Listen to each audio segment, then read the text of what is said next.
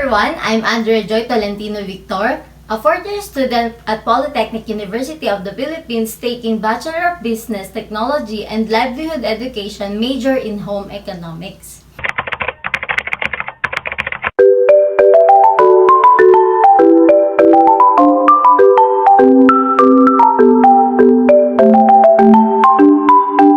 For today, what I'm going to share with you guys is my experiences, my journey, and my reflection during our class observation with the course field study. So, let's begin!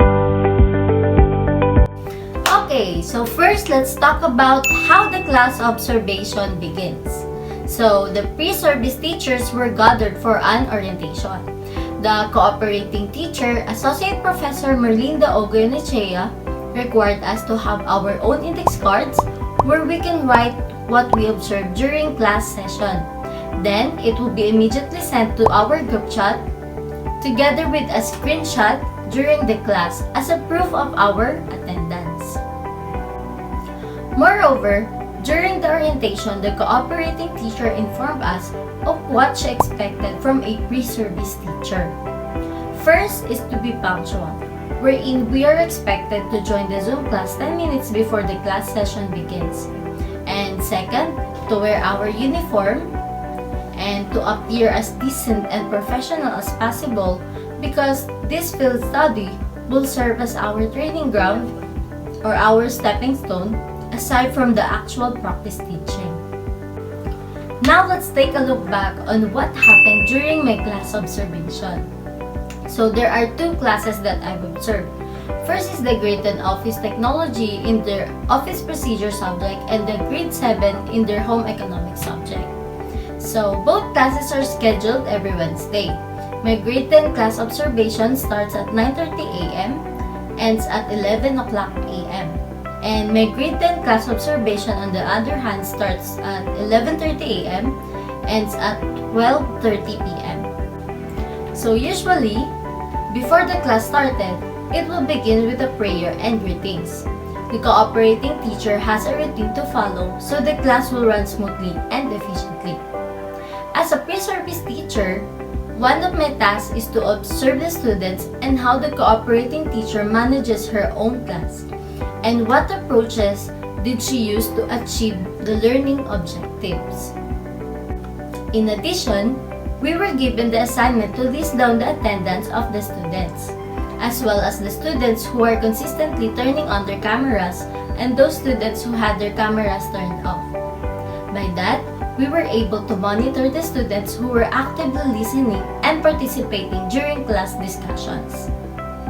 So, while observing, I noticed that this new setup of education is a really challenge, not just for the students but also for the cooperating teacher. How the students acquire knowledge will be highly dependent on how the teacher will convey the lesson properly and clearly. That's why in my journey while observing the class, I usually take down notes if I notice the things that I might use for future references when I finally become a teacher. And there are three important reminders that I find very useful. First, applying authoritative classroom management isn't a bad thing at all. Showing too much friendliness can give the students a wrong interpretation not to take you seriously, but showing them that you have the control over the classroom tells them otherwise that you are a teacher that they need to respect. In short, it should be balanced. So that's why for me, I will use this when I become a teacher. Then, I took a mental note that it is important for the teachers to develop and learn continuously, especially in this time of pandemic. And based on what I've observed, teachers must acquire ICT competencies because this new setup of education is different from the traditional way of managing a classroom. It is a crucial factor that teachers should be able to utilize and explore different online platforms used in educating students. Lastly, teachers should be able to assess themselves with regards to their personal teaching strategy and approach use in the class to see if it is highly effective or not. After all, our main goal in teaching is for the students to learn. We are not called teachers for nothing. We are called teachers to transfer learning. Okay, so I know that when it comes to teaching, I really felt emotional and too invested. I find it cool and overwhelming when I see the students learn during discussion. I'm fascinated when they were able to answer the questions comprehensively because for me, if I was the teacher of those students from the laboratory high school, it is an achievement that the students acquire knowledge because of me. So, before I end this video, let me share this quotation I got from the cooperating teacher during our interview with her. And she said, "Teaching is not just a profession. Teaching is a vocation."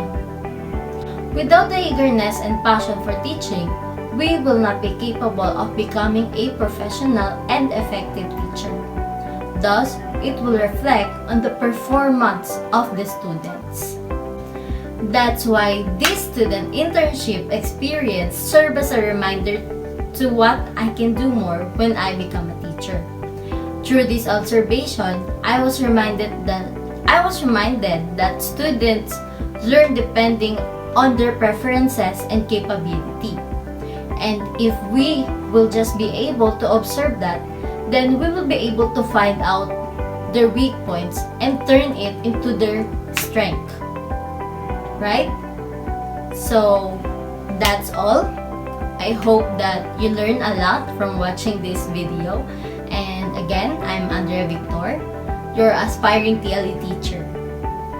Thank you for watching.